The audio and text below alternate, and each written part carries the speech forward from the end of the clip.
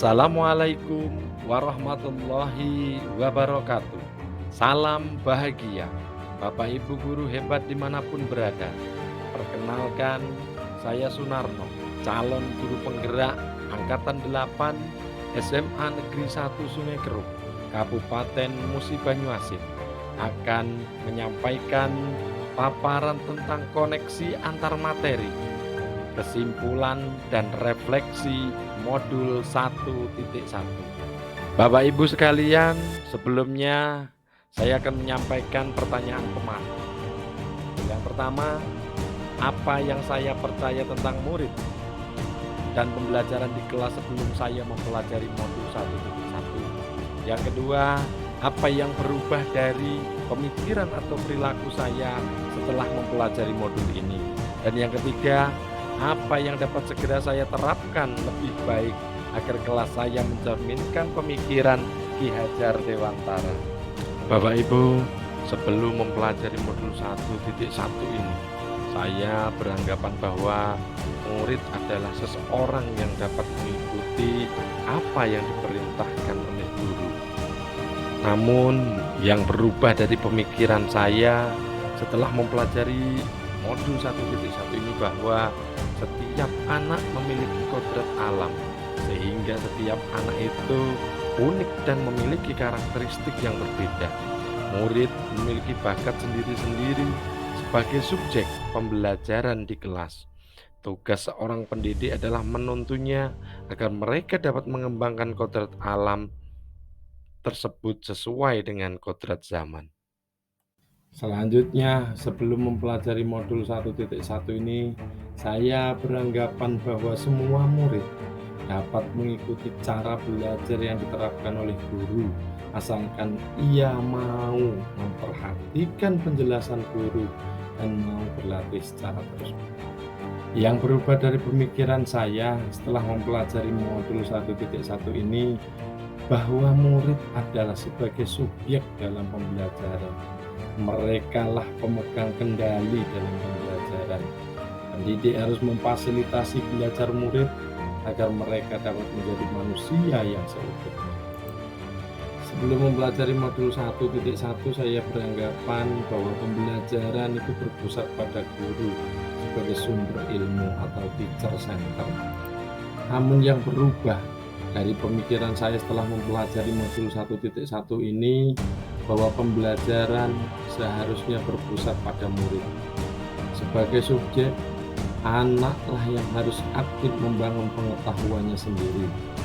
Mereka berhak menentukan sumber belajar mereka. Jadi, apa yang kita berikan kepada murid berasal dari kebutuhan mereka sendiri. Cara mengajarkannya sesuai dengan kebutuhan murid. Sebelum mempelajari modul 1.1 ini, saya beranggapan bahwa tugas guru di kelas adalah mentransfer ilmu yang dimiliki kepada murid. Yang berubah dari pemikiran atau perilaku saya setelah mempelajari modul 1.1, bahwa tugas pendidik yang sebenarnya adalah membuat murid memahami pentingnya materi yang dipelajari, menumbuhkan budi pekerti, membantu mereka mengidentifikasi manfaatnya bagi diri sendiri untuk kemudian diterapkan dalam kehidupan sehari-hari. Hal ini mensyaratkan adanya proses pemaknaan materi, bukan sekedar menguasainya saja, akan tetapi juga menyadari manfaat untuk diri sendiri.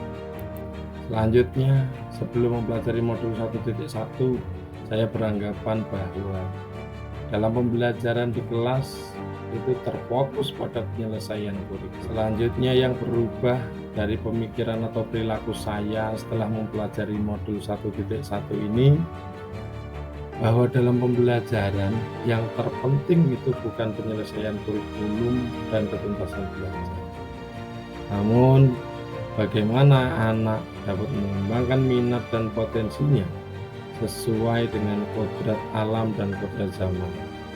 Dalam pembelajaran ini, kita dapat menuntun anak menjadi manusia yang berbudaya.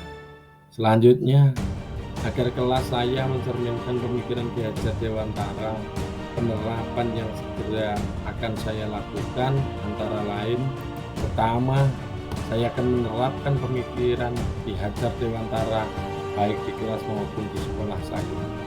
Maka pertama yang saya terapkan adalah membuat kesepakatan bersama tentang proses pembelajaran di kelas. Saya akan menampung masukan dan membuat kesepakatan bersama. Dan berikutnya, saya juga akan mendesain kelas menjadi lingkungan belajar yang kondusif, yang aman, nyaman, menyenangkan sesuai dengan dunia. Berikutnya, saya akan menerapkan pembelajaran yang menganggap pada anak atau pembelajaran yang berpusat pada murid. Guru hanya sebagai fasilitator yang siap menuntun anak menemukan minat dan potensi yang dimiliki sesuai dengan kodrat alam dan kodrat zaman. Selain itu, saya akan merancang pembelajaran yang interaktif dan menyenangkan, menerapkan merdeka belajar dan mengaitkan dengan penguatan profil pelajar Pancasila, dan yang paling penting tidak lagi menuntut anak-anak, tetapi harus menuntun anak menuju tujuan hidup mereka.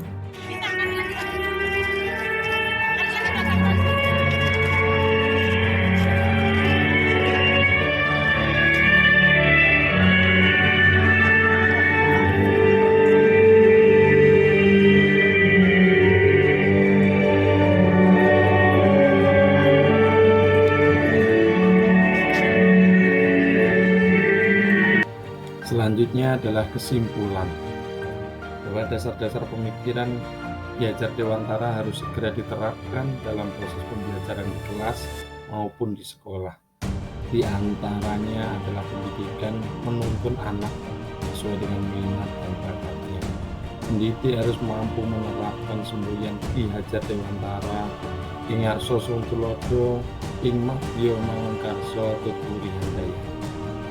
Kemudian pendidikan itu bukan hanya mempelajari ilmu akademis saja, namun penanaman budi pekerti akan menjadi lebih penting. Demikian pemaparan koneksi antar materi dari saya. Terima kasih. Salam bahagia.